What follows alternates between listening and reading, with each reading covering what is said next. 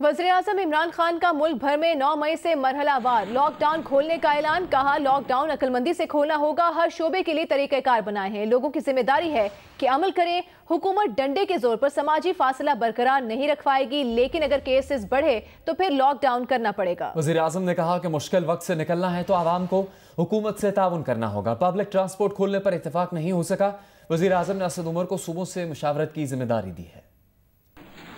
वफाकी वज़ीर तालीम शफकत महमूद ने बड़ा ऐलान किया कि तमाम तालीमी इदारे 15 जुलाई तक बंद रहेंगे। कहा कि गुज़श्ता साल के नताइज पर तलबा को प्रमोट किया जाएगा। ये भी कहा कि यूनिवर्सिटीज़ में दाखिले 11वीं जमात के नताइज पर मिलेंगे।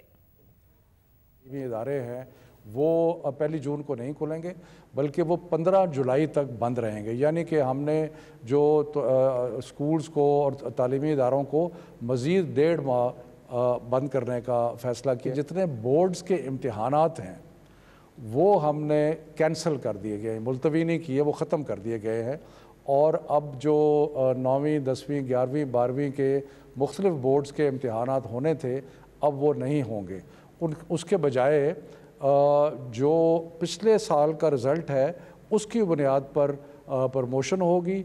और यूनिवर्सिटीज़ ने भी ये कहा है कि वो जो 11वीं का रिज़ल्ट जो कि बोर्ड एग्ज़ाम्स है, इस वक्त पाकिस्तान में 9वीं 10वीं 11वीं 12वीं के बोर्ड के इम्तिहानात होते हैं। तो अब क्योंकि इम्तिहानात नहीं होंगे तो जो 12वीं में यूनिवर्सिटी में जाएंगे उनकी 11वीं का रिज़ल्ट मौजूद होगा, जो 11वीं में है उनका 10वीं का रिज़ल्ट होगा, और इसी तरह 9वीं का रिज़ल्ट जो है वो मौजूद होगा।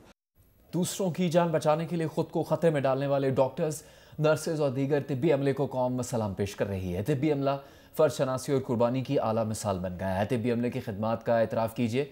इतवार की शाम 6 बजे अपने घर, बालकनी और गाड़ियों पर सफ़ेद परचम लहराएं। डॉक्टर्स, नर्सेज और तिब्बी अमले के लिए तालियां बजाएं। इज़हार यकजहती की 10 सेकंड्स की वीडियो बनाएं, हमें भेजें, हम दुनिया को दिखाएंगे। वीडियो भेजने के लिए हमारा नंबर आपकी स्क्रीन पर।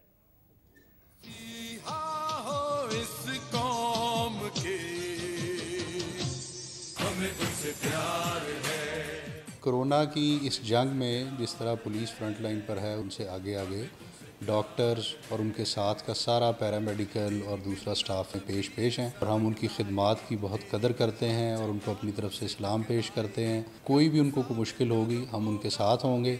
मैं अपनी तिब्बी अमला, डॉक्टर, नर्सें और स्टाफ जो भी फ्रंट लाइन पे कोरोना के खिलाफ जहाद कर रही हैं उनको सलाम पेश करता हूँ। मैं पाकिस्तान की ताजर और सनतकार बरादरी की तरफ से कोरोना से लड़ने वाले डॉक्टर्स और मुस्तैद नर्सों और पैरामेडिकल स्टाफ को सलाम पेश करता हूँ। हमें डॉक्टरों से सिर्फ प्यार नहीं बल्कि उन पे फ़ख्र है। वो अपनी जान की बाजी लगाकर हम सबकी ज़िंदगियाँ बचाने में लगे हुए हैं। 10 मई बरोज़ इतवार को आप भी उनसे इजहार यकजहती के लिए अपने घरों पर एक सफ़ेद झंडा लहराएं, ताकि उनको एहसास हो कि वो इस जंग में अकेले नहीं हैं। और वज़ीर तालीम सिंध सईद गनी ने रद्द अमल में कहा है कि मुआशी सरगर्मियों की इजाज़त देने के साथ देखना होगा कि कोरोना के केसेस तेज़ी से और लापरवाही से मत बढ़ें। आवाम को कवायद और ज़वाबित पर सख्ती से अमल करना पड़ेगा। अगर कोरोना वायरस के मरीजों की तादाद में इजाफा हुआ तो हमें इस लॉकडाउन से मज़ीद पीछे जाना पड़ेगा। तो बिल्कुल समझ में आनी चाहिए, सीधी सी बात है कि हम आज भी ये समझते हैं कि हमारे यहाँ नंबर इंक्रीज़ हो रहा है, हमें बहुत ज़्यादा एहतियात की ज़रूरत है। लेकिन चूंकि वज़ीर-ए-आज़म साहब का ख्याल था कि इकोनॉमिक एक्टिविटीज़ कहीं ना कहीं होनी चाहिए, तो अगर उसकी इजाज़त दी जा रही है तो हमें इस बात को इंश्योर करना होगा कि हमारे यहाँ केसेस की तादाद मज़ीद तेज़ी से ना बढ़े और हमारी लापरवाही की वजह से ना बढ़े। अगर खुदा न खास्ता ये हो गया तो शायद हमें जिस लॉकडाउन पर हम आज खड़े हैं उससे हमें और पीछे जाना पड़ेगा, शायद मज़ीद और चीज़ें बंद करनी पड़े और सख्ती करनी पड़ेगी। तो ये तो शहरियों की जिम्मेदारी है, और मैं समझता हूँ कि उसके बग़ैर कोई हुकूमत, कोई इदारा इस वबा से नहीं लड़ सकता। हम जितने ही रिसोर्सेज इसके अंदर डाल दें, लेकिन अगर शहरी ताउन नहीं करेंगे तो हम इसमें कामयाब नहीं हो सकते। गवर्नर सिंध ने सिंध हुकूमत का कोरोना वायरस रिलीफ ऑर्डिनेंस मुस्तरद कर दिया है। गवर्नर राव सिंध के मुताबिक गवर्नर सिंध ने रिलीफ ऑर्डिनेंस 2020 सिंध हुकूमत को वापस भेज दिया है। गवर्नर सिंध ने रिलीफ ऑर्डिनेंस पर अपने तहफ़्फ़ुज़ात से भी सिंध हुकूमत को आगाह कर दिया है। गवर्नर सिंध ने एतराज़ किया है कि सिंध हुकूमत बिजली और गैस के बिलों में रियायत नहीं दे सकती।